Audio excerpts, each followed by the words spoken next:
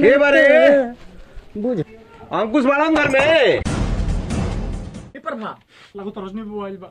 जोना से कर्जा ले ले बनी तो हम का करी। अरे यार जो ना कोती को खेत पकइल बा जी चाचा जी कहां बा अंकुश बा वहां के तो खेत में गइल बनी। पैसा ले लेके खेत बाजार घूमत रहतड़न। पैसा हां पैसा कहतनी कर्जा लेके गरू भैंस खरीद ले बड़न हमरा से आ कुल खोल के ले जाई कह दिए उनका से। ठीक है चाचा जी। हाँ चेता देता नहीं जरूर कह दिया।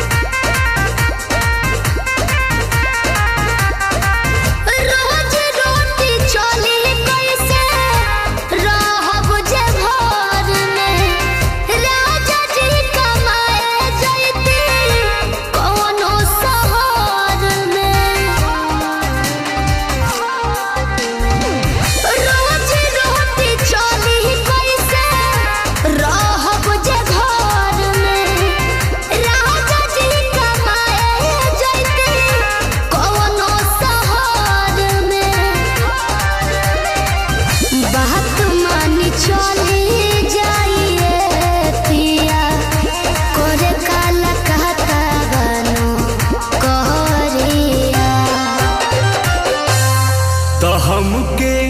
फसाली बांगलिनिया हो अरे हमके फसाली बांगलिनिया हो तो हमके फसाली बांगलिनिया हो जाइब ना पुरुबुदिया हमके फसाली बांगलिनिया हो जाइब ना पुरुबुदिया भल नहीं करब हम नौकरिया हो भल नहीं करब हम नौकरिया हो जाइब ना पुरुबुदिया हमके फसाली बांगलिनिया हो जाइब ना पुरुबुदिया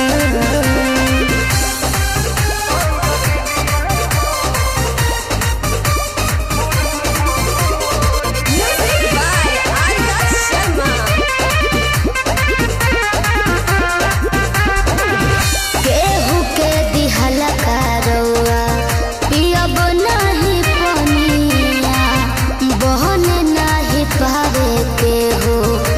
मोर सवतिया। सोचिए के बात बारी मनावा होई दावे तोहरा के छोड़े के दिलावा ना करे दिलावा ना करे याद के हमारे के रही हो रखी हो न कवनो छो कहरिया। तो हमके फसाली बांगलिनिया हो अरे हमके फसाली बांगलिनिया हो तो हमके फसाली बांगलिनिया हो जाइब ना पुरुबुदिया हमके फसाली बांगलिनिया हो जाइब ना पुरुबुदिया भल नहीं करब हम नौकरिया हो भल नहीं करब हम नौकरिया हो जाइब ना पुरुबुदिया हमके फसाली बांगलिनिया हो जाइब ना पुरुबुदिया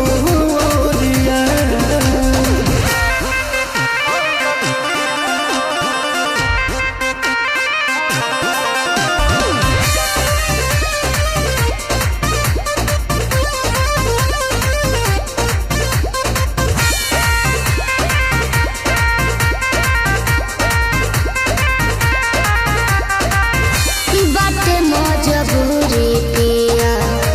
भेजिला बहरावा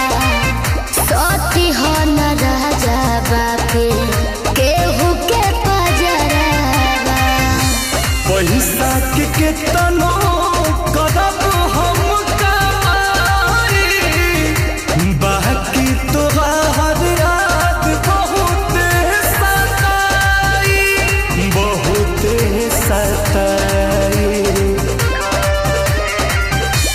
अंकुश राजा